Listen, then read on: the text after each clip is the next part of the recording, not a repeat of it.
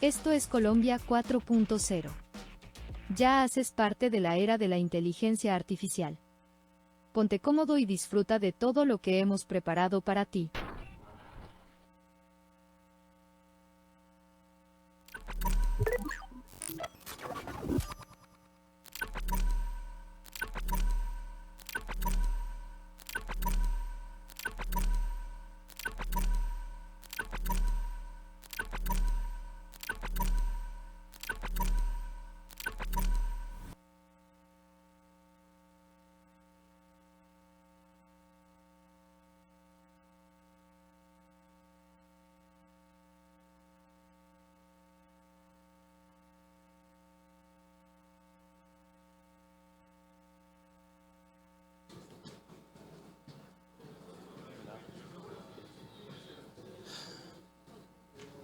Hola, hola, perdón.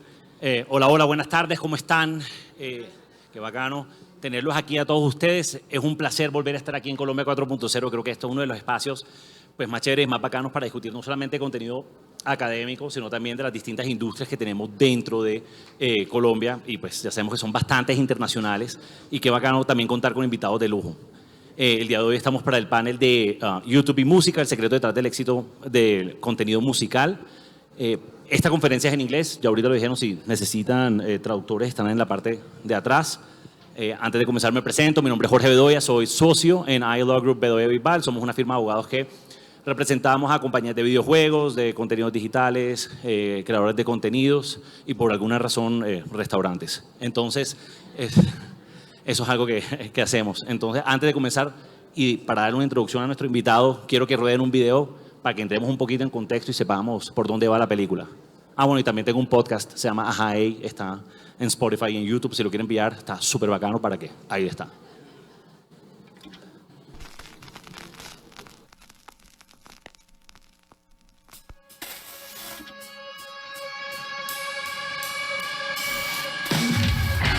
Hey, what's up? This is Fred, and welcome to the shed.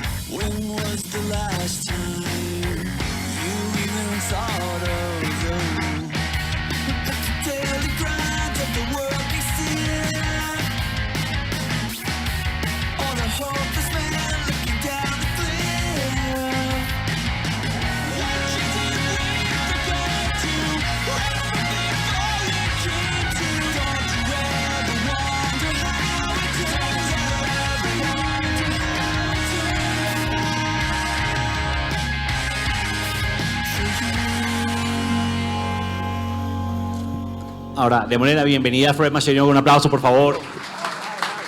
Hello.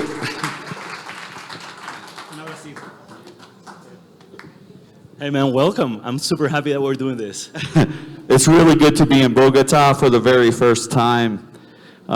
We've been to other places in Colombia, but very nice, very cool city. Yeah, ironically, you came to Barranquilla first, right? So it was a... For Colombia 4.0. So it's been a while. I mean, this is not your first rodeo when it comes to Colombia 4.0, right? No. Okay, awesome. So Fred, so before we start, I just wanted to, can you tell us a bit about your musical journey, about your experience in the music industry, in the music industry, and how it led you to build a successful YouTube channel?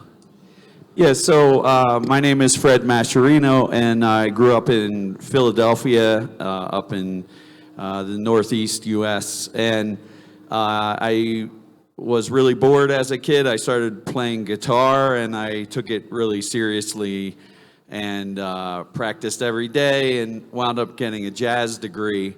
But outside of school, I always wanted to play rock and roll and punk rock and that kind of thing. And So as soon as I finished jazz school, I went on a tour for a month, and I just didn't ever want to stop. I loved playing music in all different places, and so after that, it was a matter of getting on a record label, recording the right songs, all those things. It's been a life of making connections, and I'm hoping I can share today, all those ways of doing that to network yourself.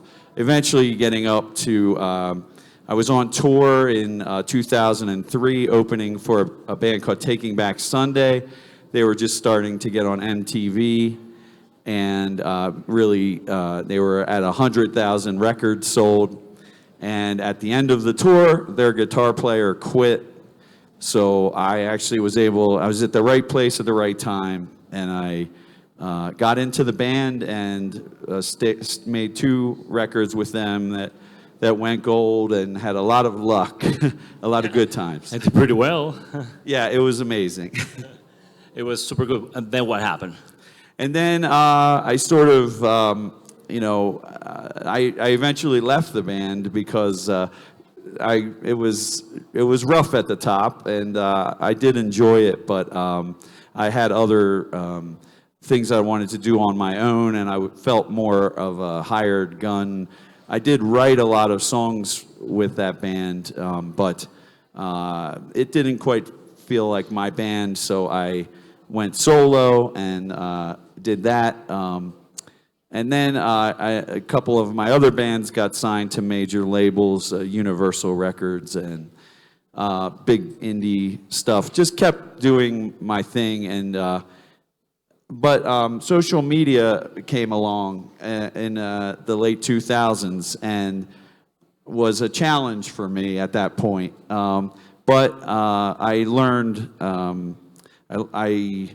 I learned from people that I met, and I'm always trying to adapt as I go because I have the experience, but I don't necessarily, there's always something new. So as I learn those things, and for me, the YouTube channel was a strike of success again, because after in the mid 2010s, I was coming out of music a little bit. I was not having a lot of success, but then the YouTube channel brought it back, and we've had some great success with that.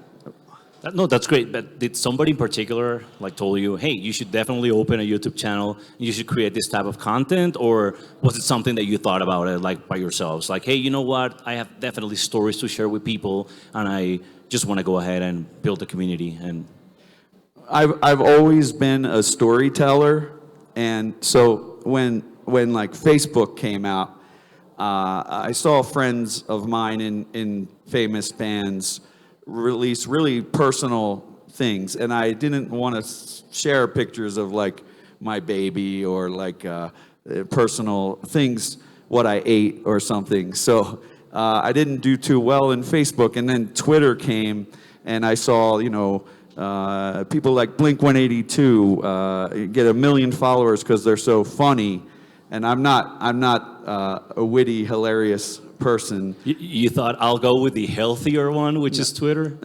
No, I couldn't have any success there. Instagram, I'm not a great picture taker, but it turned out, so I can't tell my stories in 30 seconds or less, but YouTube is more of a long form. So for me, that was a great fit. And as soon as I started sharing, it was really about sharing who I was, because I was just kind of the guy that quit this band, Taking Back Sunday, and they didn't know anything else about me because I hadn't shared it. But as I told stories and things that happened to me in the past, people started going, I kind of like this guy, and they got to know me, and it sort of was the key to where I'm at currently. Weren't you afraid? I mean, because of course, you were in the 2000s, you were in a really successful band. Weren't you afraid that perhaps they were just going to plug in to your channel, just just to learn about the gossip, whatever happened, why did you leave? And once you answer those questions, then they were never gonna, come back? Well, that before I tried it, that's what I was afraid of. I thought no one wants to know what I have to say. But a few of my friends really pushed me. A friend of mine would come to my house at 7:30 a.m. on Saturday mornings and with a camera, and he'd say, "We're going to film something. I want you to tell the story of this album you made with Taking Back Sunday." And I told the story, and we put it up, and it got like 50,000 views, and we were like, "Oh my God, I can't believe people wanted to hear that." and so that kind of opened my eyes that, hey, maybe I don't dislike social media. Maybe I can succeed with this, and I think anyone can actually. And one of the things that really catches my eye is you seem like a pretty shy guy sometimes. Like you're really chill, and you're always you're a pretty calm. You're calm down and everything, But when you're on stage, you're like a different person. You're like a beast. You're jumping around. You're screaming. You're using your guitar in different ways. How do you manage that? How do you translate that into the digital realm? Into the camera. Like, do you think that definitely helps you stand in front of a camera, or do you think it's way different? I had to get used to that at first. I do kind of save all my energy in life. I am quiet and calm, and then I go on stage, and that's the real me that I want to do with my art. But yeah, with the camera as another side of me, it's for me, talking to the camera is like when I'm one-on-one with a good friend and I'm telling them about the story. That's how I want to be toward the camera, and because that's my best. My friends like me the best, so I should be that person. Weren't you scared, like at the beginning? Because YouTube is a really tricky game if you take a look at it, And weren't you scared that perhaps, like, okay, I don't know if I definitely see myself doing either challenges or doing one of the trends? Like, did you struggle at the beginning when you were trying to define the type of content that you wanted to develop? Yeah, I was talking to some more successful YouTubers, and they were saying, sometimes you make a video and you think everyone's going to love this, and it flops. But then the one that you didn't realize, that one goes high. And I have people that I kept around me, like even people from Colombia. Dude, it's like a bad breakup. Like every time I put a video up, it's like, oh, this interview is gonna kill, and then it's like no views. It's like, what's going on? And then it's like any other interview does, like really good. It's like this one's the one you like. I can't believe that happened. Yeah, you never know what people want.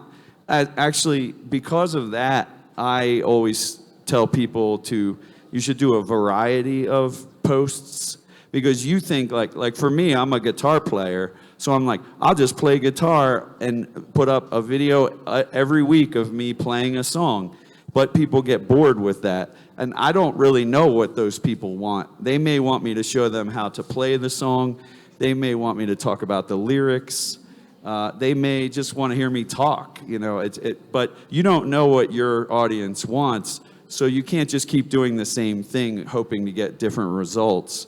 You have to, I do like a whole variety, and then one thing will hit, and then I'll do more of that. Okay, so let's talk about that variety that you have in your channel. Which was the first content, aside of the storytelling, which, was probably the first things that you did. Which was the second one that you tried on? Which one took off? No. Which one was like the second? Like you did storytelling, then you went with what? And then I would show. So Taking Back Sunday had a lot of followers. They have 2 gold records. So I showed how to play this one song called New American Classic, and it uses a weird tuning on the guitar. And a lot of my followers play guitar, and they said, oh man, I've been playing it wrong all these years because I didn't know you tuned the guitar funny. And so that was a big hit. And then, as you know, I did some reaction videos, which I was not comfortable with at first because that was more of a trend, and I'm a guitar player, so I don't know if they want to hear my reaction. Do you think that perhaps the transparency, you know, that you show whenever you react to something, has helped you build like a really solid bond with your audience and with your community? Yeah, and I'm very responsive. Like, I get a lot of comments on my videos, and I always respond to all the comments. And I get to know certain people, so they feel like they know me, and that's when you start to feel like you're building a community, and that's where the real success comes from. And you have to be very consistent with posting if you're going to build that. But yeah.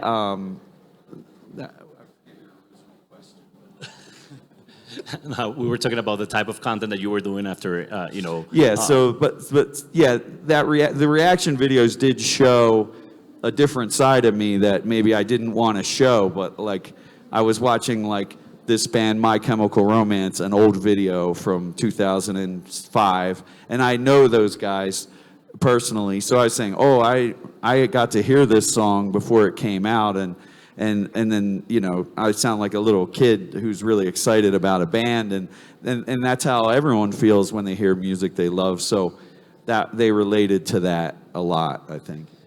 Okay, so let's take a step back. And so even before you did the reaction videos, you know, your channel was out, and, you know, people were commenting, were interacting, and you were getting views. Then you get the chance to come to Colombia, you know, for the first time. Did that have some sort of an impact in the way that you started like creating videos and viewing your career, and maybe or perhaps considering how useful your YouTube channel was being and how helpful it was for you? Was Colombia?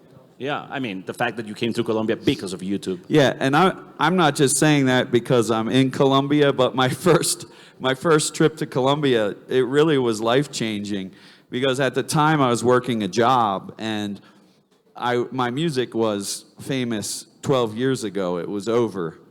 And then I see the people that invited me here remembered who I was, and they saw my YouTube videos and said, hey, these get a lot of views. Why don't you come talk about it? And that made me feel really good. And I met a lot of people at this conference at Colombia 4.0 Barranquilla. And they had a lot of ideas, and I've kept some of those friendships. And because I had been out of music so long, and these were the first music people I met in a long time, I went back home, and some of them helped me with ideas. Actually, you guys put me up to the reaction videos at first, helped me with this, how to pitch it script-wise. Even sometimes editing, like, hey, I was editing I didn't edit tight enough with the words, and there was a lot of and we cut those out. You know, I was learning more about that, you know, I'm in my late 40s, so I'm learning this in my 40s, like, hey, you have to edit really quickly because people will get bored if you talk too slow.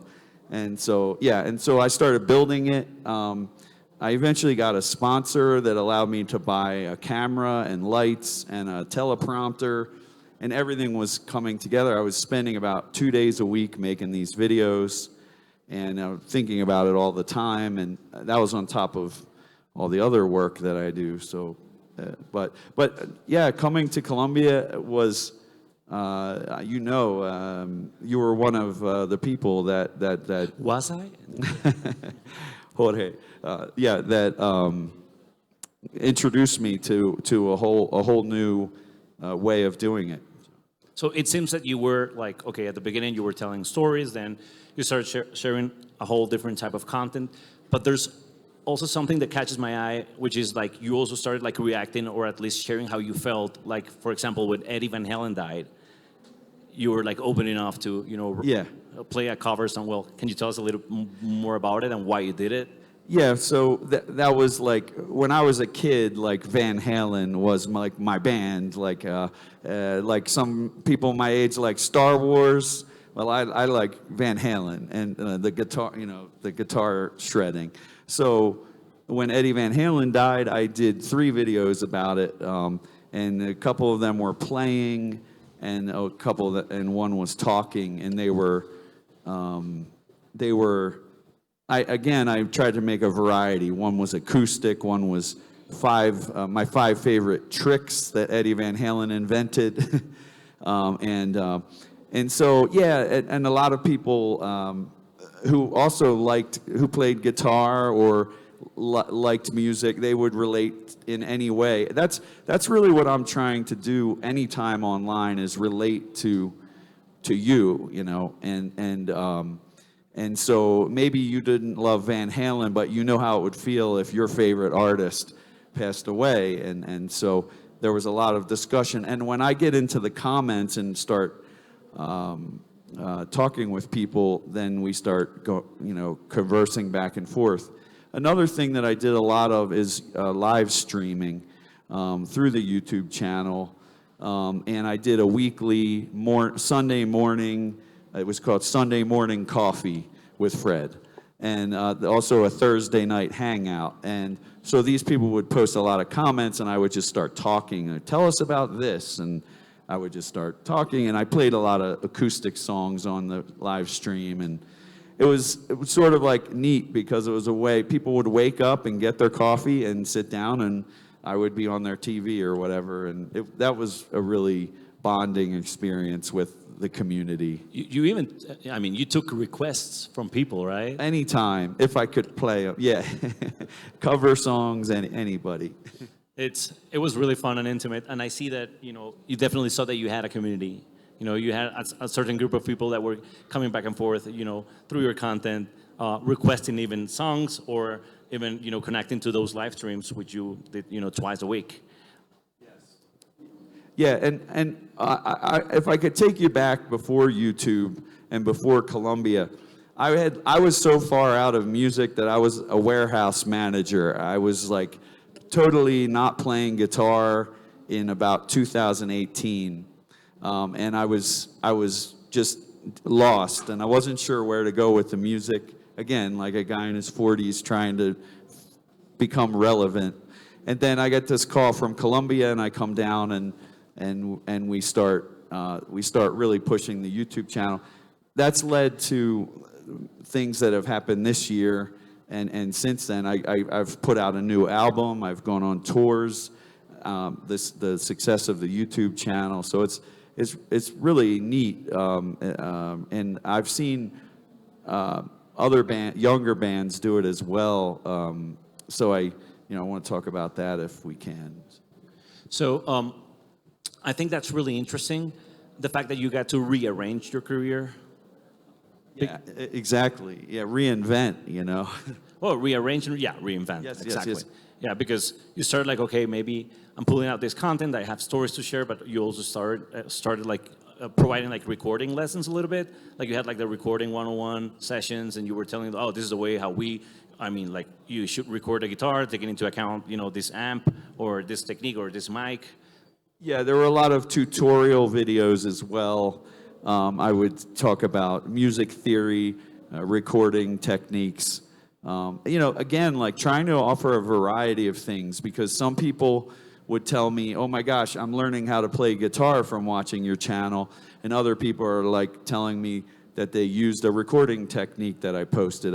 When I was with Taking Back Sunday, I got to work with top producers in the world. Eric Valentine, Lou Giordano, and Rob Cavallo, Chris Lord-Alge. So I learned things from these people that I was then showing the world on YouTube, which I think is like a really fun thing to show the secrets behind the scenes. That is kind of people's favorite stuff too. And don't you love the fact that you got some people to reconnect with their teenage years, because they were like, oh man, like Taking Back this song, like totally brings me back, and they tell you, thank you for your music, man. Like I'm 40 and I'm married, but I was at a really dark place at a time when I was 14 and stuff like that.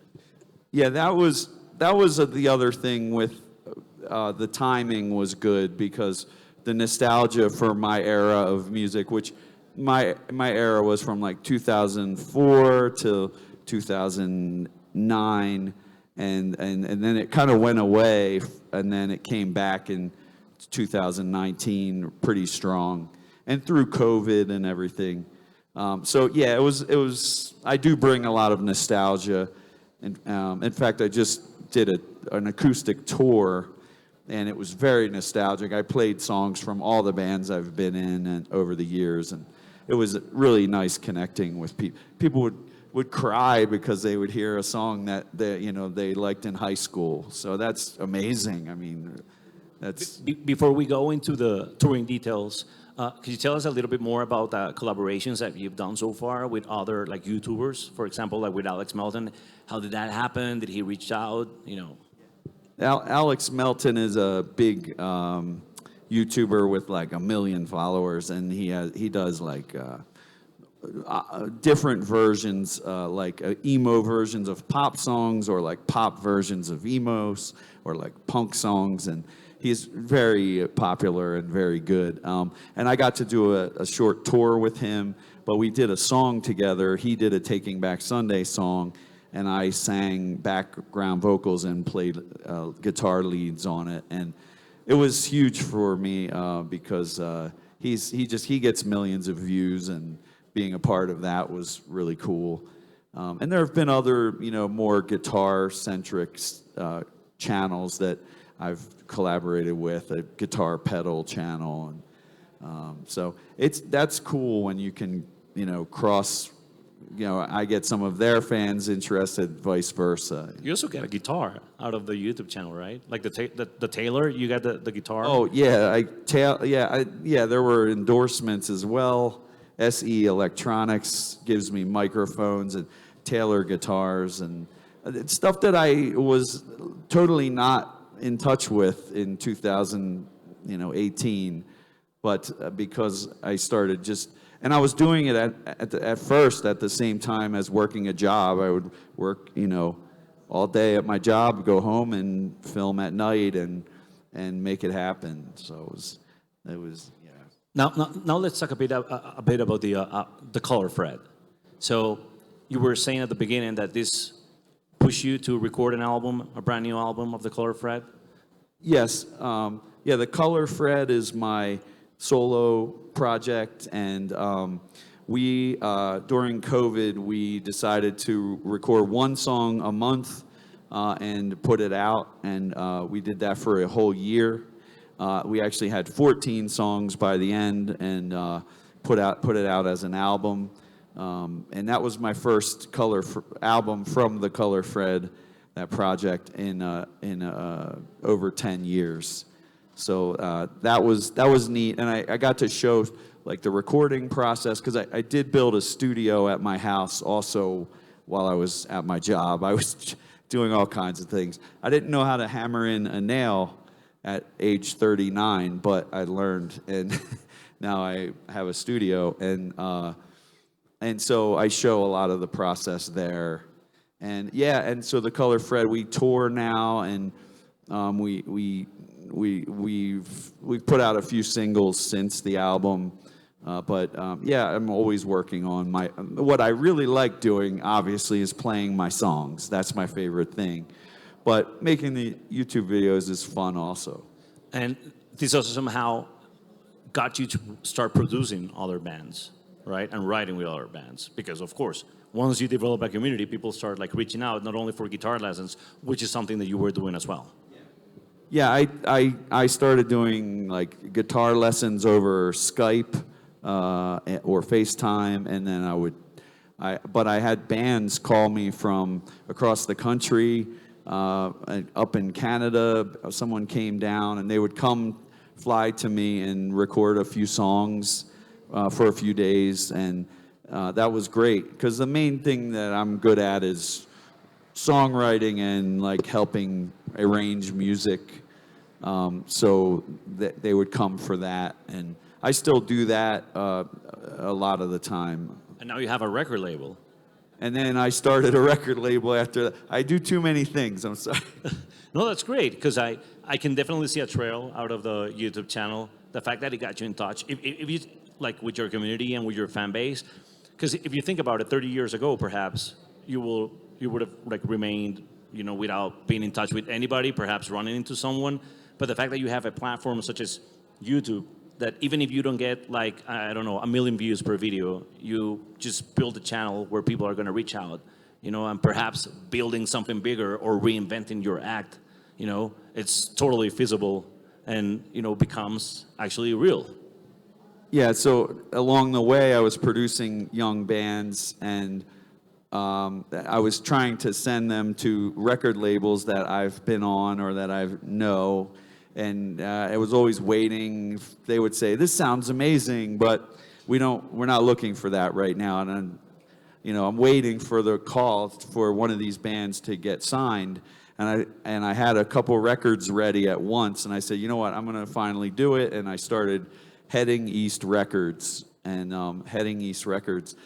I put out about 6 albums in the first year. And because of the reach that you were talking about, I was able to find bands that I was really passionate about. And I was able to kind of show them how to promote themselves. The label is partially a mentorship because I have these young bands that I'm trying to teach all this stuff to. And also, it's a platform for us. We have really good distribution now. After a year, we got to sign on with good digital distribution. And everything has been growing ever since, and it's really cool because another thing that I mentioned, the Thursday night hangout, that was our live stream on YouTube. We would release songs on Friday morning or Friday at midnight, and so we would have our Thursday night hangout. We would premiere the song. I would have the band come on the live stream from their home. And then we would talk, and so I even got to use the YouTube channel to promote everyone on the label, which was really neat. Isn't it interesting, the fact that people, I mean, yeah, they will listen to the song, but they also prefer to listen what the song's about, why you wrote it, how you actually record it? Yeah, I sometimes, and that's the thing, a lot of bands that I meet, they say, or musicians, they say, "I just want to play my music. I don't want to do all this other stuff." And unfortunately, there's no choice. I hate to say it, but if you don't want to do any posting, then you really don't want to do a band in 2023 or music, because you have to figure out how to get no one's coming to your house. You have to go out. And so shoot. People wanted to know about the songs. Oh, yeah, so I often say, thank you, Jorge. I often say, yeah, people want to listen to my song, and they'll listen to it a couple times, and that's great. But it's like after a few times, they also expect, they want to hear me talking about the song. Like, how did I record it? How did I write it? What is it about? Is there any weird technique that I use that I haven't used before? And they want to learn about the process, and that's to me, with any band, even bands, the young bands on my label, I tell them, like, they want to, people want to hear an acoustic version of it or a remix, or they don't just want to listen to the song a million times anymore. It's a full thing. If I want to like this artist, I want to know if I like them as a person. I want to know if they're funny. I want to know if they're cool, and I want to know why they do what they do. Because if they don't do it, if I think that the reason they do it is stupid, then I don't want to listen to this music. So there's a lot more depth that you can offer your fans. So back in 2020, I remember that you invited some of your fans and your follower base to actually contribute to a song, and you told them, "Hey, it doesn't matter how bad you are, just send me your track." How did that go? True. It was amazing. So I put a Dropbox folder out, and I said it's 120 BPM, click track, and I put one guitar track of me playing acoustic and one vocal of me singing. And I said, everyone put whatever you want on it. No, so I had drummers put drum beats on. I had programmers program, beats. I had a lot of singers, probably about 15 singers, do harmonies.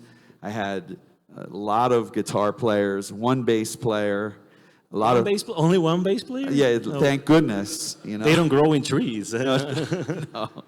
No, and so we had like 35 people on this one song, 35 people I never met, and they all sent me their tracks, and I somehow fit them all on one song, and it was amazing. It's probably one of my favorite songs I've ever done, and it's not a big song for me, but it's called Future Past by The Color Fred, and it's just so deep to me. It's like We Are the World, but for Fred. Yes.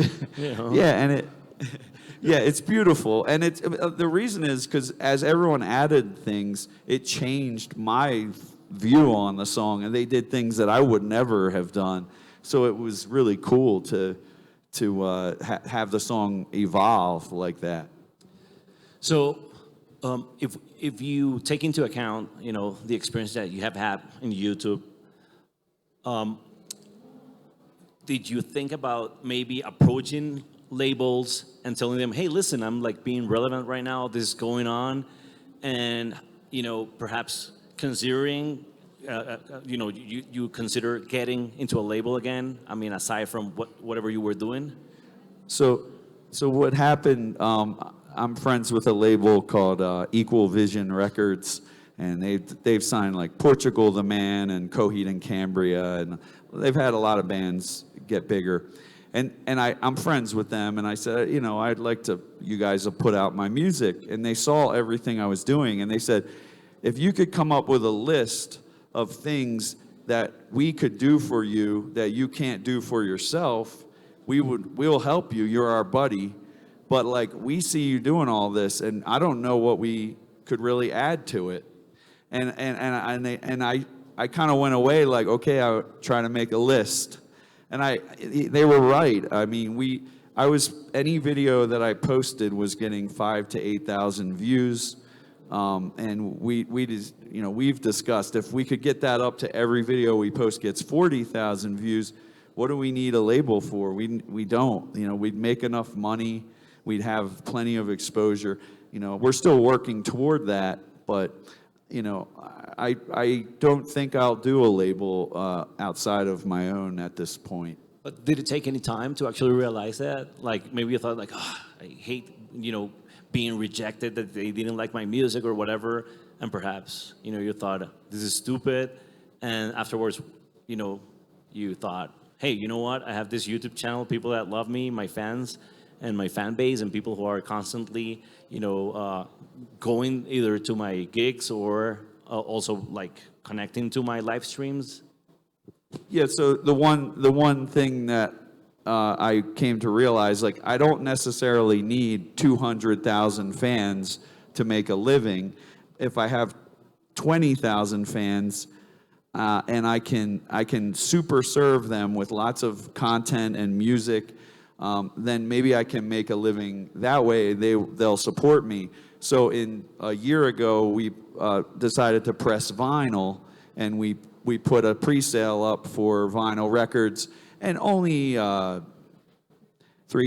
450 copies of different, limited edition lime green, colored vinyl, and it sold out like in a week. And I had all this money all of a sudden that I never had. And you're paying for dinner tonight, then? Yeah, it's on me. Yeah, for sure.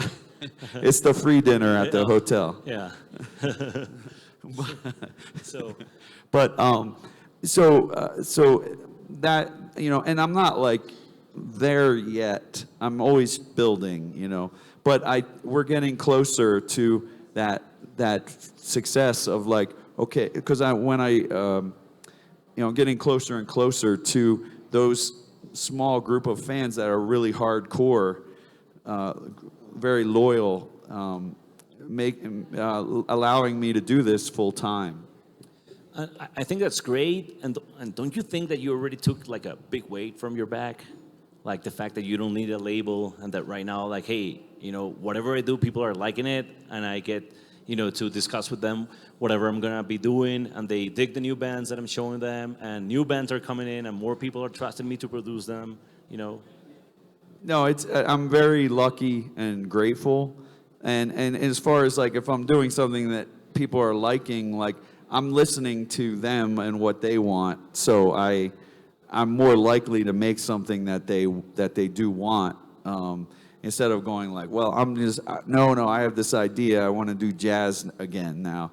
Like I'm always talking to fans on the comment sections, and I go, oh, this person really likes, like I should go back and do a song that sounds like my old band Breaking Pangea, because that sound is coming back or something like that. I feel more in touch with what they want, and because it's just my small community. So, and has this interaction with your community, does it challenge you creatively? I mean, do you explore new music genres or do you see new music or listen to new music? Sorry.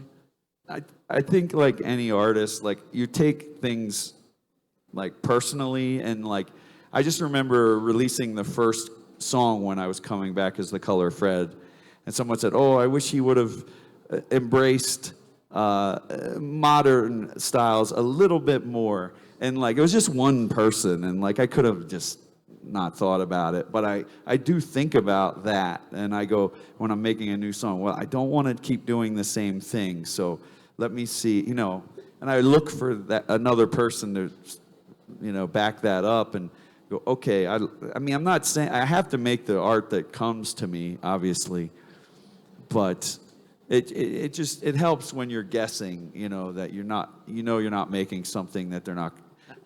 Yeah, no, I mean, I actually think that listening to new music, it's awesome, it's amazing, but it's like going to the gym. If you start like not listening to new music, it's kind of hard to listen to new music afterwards, That's true.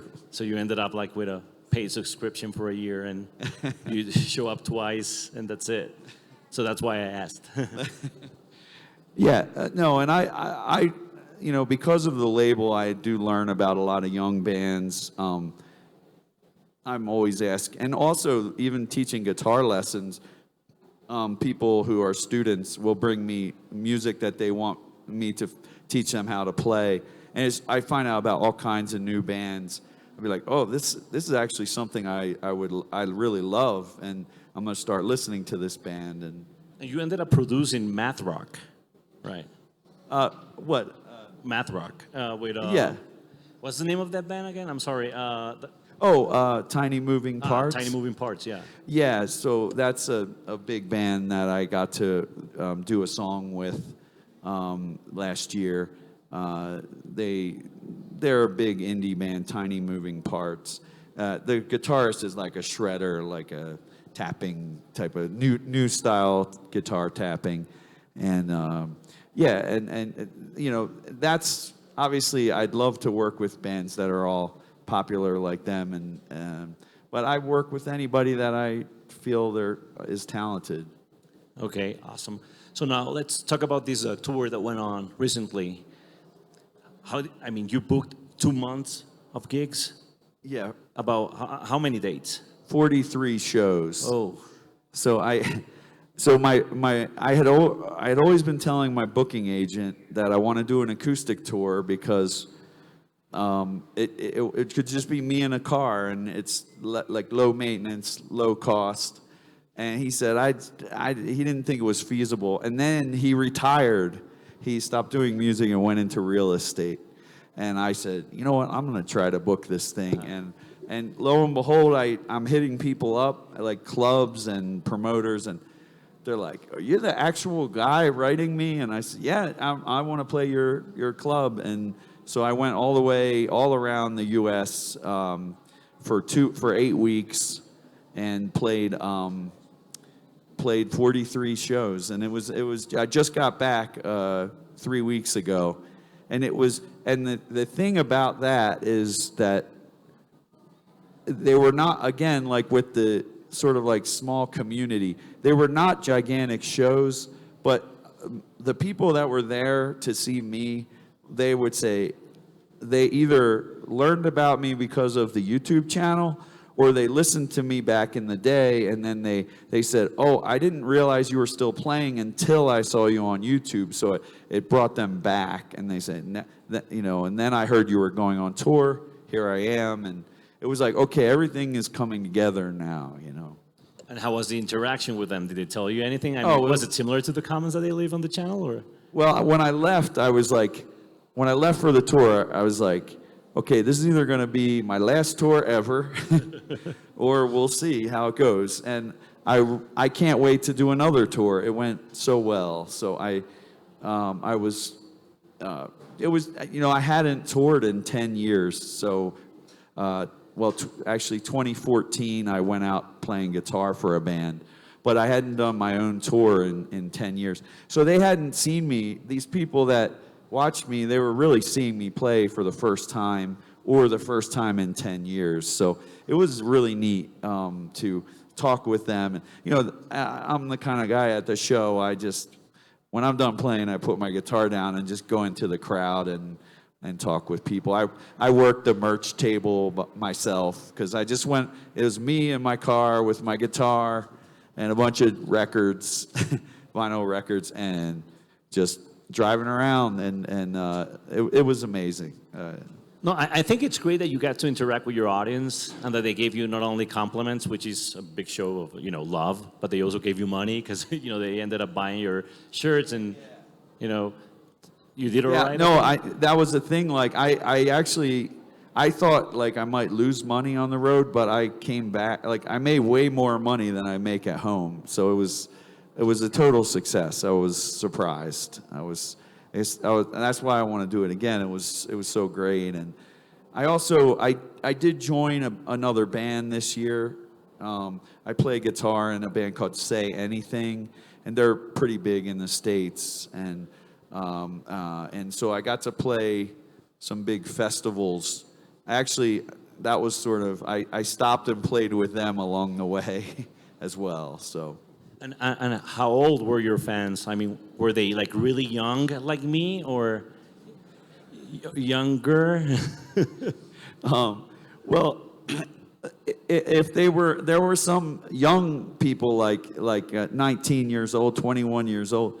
Those people, they saw me on YouTube and they play guitar for Funny, sure. because they weren't even born when, you know, Taking Back Sunday was out. Right. It was that was crazy. That was just a small percentage. And then the rest were in their 30s, and they liked me when they were in high school, and now they have kids, and they got babysitters, and they can start going to shows again. So That's great. Well, like, one of the things that I would like to say about your channel is, like, most people think that having a successful YouTube channel means having millions and millions of streams.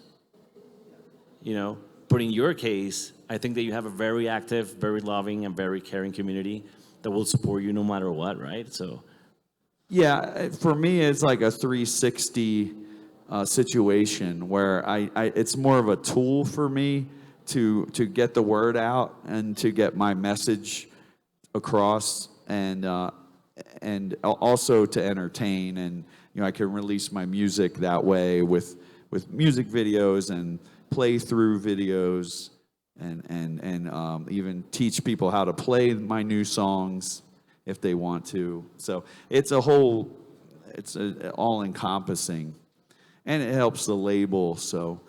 But I think, like, for anybody wanting to do social media, it's about, like, the consistency. Like, one thing, like a secret that we learned, like, we post every week at the same exact time. So for me, it was Tuesday at 5 p.m. And YouTube wants you to be like your own TV channel, like your TV show. So people get out of work on Tuesday and they go, oh, I'm going to go home and watch the Fred show. And then they did that every week, and it becomes a habit. And that fed into it. When I went on tour, I was not able to post regularly. And so now when I post a video, it doesn't get that same 5,000 views right now because I'm not doing it every week. But after the new year, I'm saving up videos. I'm going to start doing that again. Yeah, consistency is key for YouTube, like for sure. Absolutely. So are you planning to get back into it, like really intense? I mean, 100%. I need you guys to help me. is this third trip to Colombia going to push you? It's like... It's re-inspiring it, yes. Yeah, man. Well, hopefully. Fred, thank you so much. And before we close, like, if we're going to take questions from the audience, if there's anybody. Okay, we have somebody. Hey, para, un micrófono ahí de acá.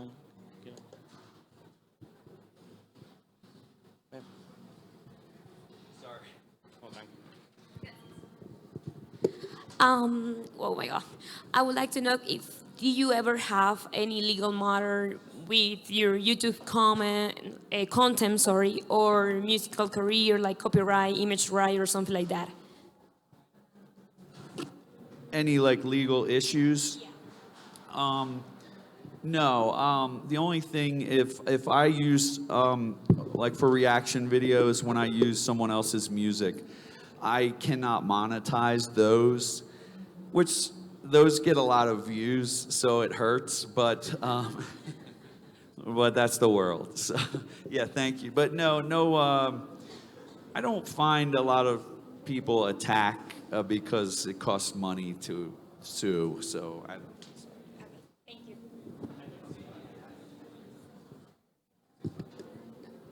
Hi. Yeah. Hi. So, I have a produce company where I make music videos, and I feel that thank you, that sometimes the artists I work with, they don't really want to get involved with social media because they say that they don't feel like they will take them seriously once they start social media. Yeah. So I would like to know maybe what you will tell to them, like if it makes them more or less serious, or if you think that maybe it's more to their advantage. I think it's a necessity, and I understand if they're like an artist and they think, like, you don't have to be silly on social media. You could do it in your own way. Like, I don't feel stupid when I'm telling stories or explaining why I wrote a song. Like, you don't have to go on and do a dance or something, you know, like. This band that I really like called Like Roses, they had 800 monthly listeners. And then they made a music video for their new song, and they cut it into 30-second clips. They released it as a video, but they did 30-second clips and put the lyrics on. And the song was amazing. The lyrics were amazing. They put it on TikTok. They wound up blowing up. We got like 400,000 views on their TikTok videos. And then they were like, well, I don't know if this is real, if this is going to work. But then eventually it got over to Spotify because people saw that. And then their Spotify went from 800 monthly listeners. When I met them, they were at 25,000 monthly listeners. Now they're at 45,000 monthly listeners. And then I talked to them, and they said, yeah, but last time we toured, like 5 people come out to our shows. Like, I don't know if this is real still. They went out and toured, and actually they were playing small, like 100-person, 200-person bars, venues, but they were selling them out. They were doing really well. So, and they're like as cool as heck, and then like nobody thinks they're silly or, you know, I don't understand why they would like not be taken seriously, because like it's hard for like me signing a band, it's hard for me to take you seriously if you don't post at all. Like, I'm like, okay, this person posted 2 videos this whole year. I can't do anything with this. And I just move on to the next band. Because, you know, like, what are they're just going to throw it on Spotify, put their song up, and they expect people to magically find them. It's not going to happen. It's a waste. You know, you have to do a good, like, couple weeks of promotion before your song comes out. Then you really have to hype it when it's out, and then you have to continue that for a month afterwards with either like an acoustic version of the song or a music video or talking about the making of, so like behind the scenes. So you need those things, otherwise 80, you're going to be at that 800 for the rest of your life, you know, so how it is. Thank you. Thank you. Sorry, maybe it's an obvious question, but I want to know, what do you think about artificial intelligence? And do you think it's a threat for you, for your work in YouTube? And in this moment, are you exploring any tool in artificial intelligence? How you can take advantage of the artificial intelligence in, for example, in your YouTube channel or in your digital contents? That's a good question. I think that's another reason, like what I do with like talking on my channel and connecting with everybody here, you know, like that can't be reproduced artificially. But as far as like, I don't know that my guitar playing could be reproduced either. But so I think the more, I mean, it's always a threat, you know, but like, I'm not just selling like a piece of music and then that's artificial intelligence makes the music and then, oh, I'm out of business. I'm selling my music and I'm talking about it and I'm like I have the label and I have stories and I have all these things that you can be interested in. So I don't see myself as easily replaced that way. You know, as long, if you have that depth, then yeah, I think you're okay. So, but thank you. And as far as using it, I'm not sure yet. Fred, thanks so much. Right here. Quick question. At the beginning, you mentioned how it was scary at first to put your work out there. So as a creative and a creator, do you have any advice for people who are starting out who are also scared of throwing your work out there?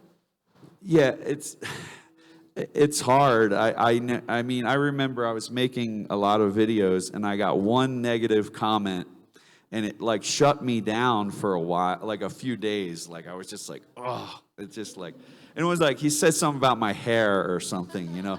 And I was just like, it's like, cut your hair, old man. And I was like, ah. and yeah, it was. And so, yeah, I take it, you know, I'm not thick-skinned, you know, you know, but I do have like a support group around me that I can say, hey, I'm still trying to get over this bad reaction someone had to my song, and then, you know, my good friends will say, oh, come on, man, don't worry about that. Like, the song is great, don't worry about that. So for me, like, since I am like not the most secure, I like having like a little group of friends, maybe bandmates. I'm not good like as an island, but that, you know, so if you have that would be advice that was helpful. But it's you know, art and fear go hand in hand. You have to let go of the fear somehow, and usually that's just by doing it. Another way of thinking of it, like when I get on stage, if I'm ever nervous, as soon as I strum the first 3 chords, I'm not nervous anymore. Like I just have to like jump up in the air, and I'm like, okay, we did it. We're starting. The engines are running. But like before that, I'm like, oh man, you know, I hope it goes well. So, you know, that's the same with everything. So you just have to do it. Thank you. Thank you. Hola, ¿cómo estás? Hola.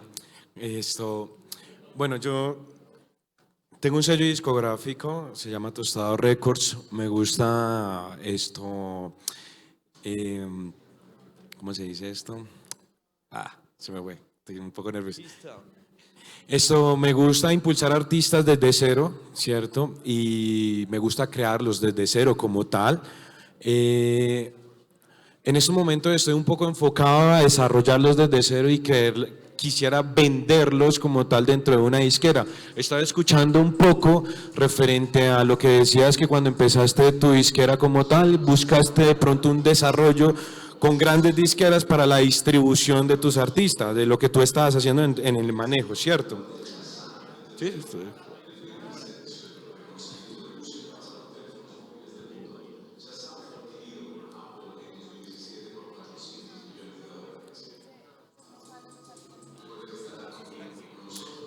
Ok. Entonces, ¿qué tan importante crees tú de que, pues, ese apoyo de la disquera, bueno, se haga una colaboración entre ellos? Por ejemplo, ya he tenido colaboraciones con Inter Scott de varios sencillos con una disquera importante acá en Colombia, en Barranquilla, que se llama Bless Music, ¿cierto? De ahí no saqué tan buen negocio, la verdad, estaba empezando, me dieron en la cabeza y pues sigo buscando otras maneras de negociaciones dentro de la disquera como tal, para poder hacer venta de mis artistas donde ya se están interesando por él, como Rimas, como Walter Coast, como Universal, Warner, entre otras. Tírate un resumen ahí. Entonces el resumen es qué tan importante es dentro de la disquera tener ese apoyo con las majors.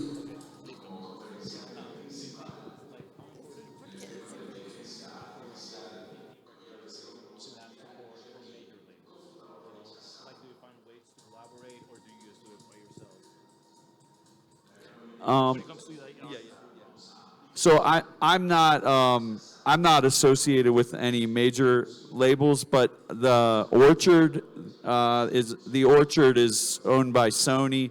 They're a big distribution company, and I asked Equal Vision Records, you know, should I sign up with one of these distributors? And he said, if you do it right now, you don't have much out, you'll get a terrible rate. They'll take, you know, 35%.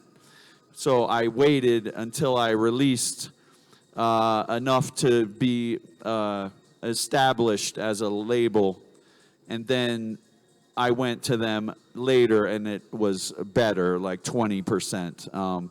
Let's just say, if I was really established, I could have gotten 12%, but it was time for me to go, and so that's the only thing. I just signed up with this in the last couple months, and I think it's helping my Spotify plays, because being on something like The Orchard will get you on more playlists.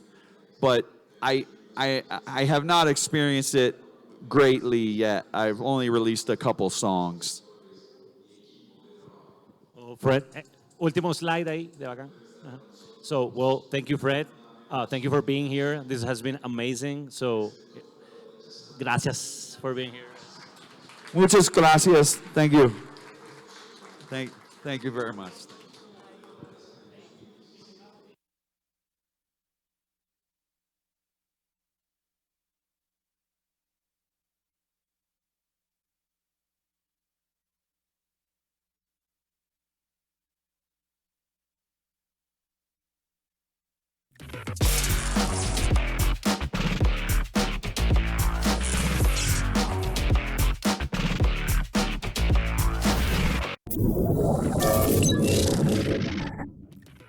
Hemos finalizado nuestro encuentro en este momento.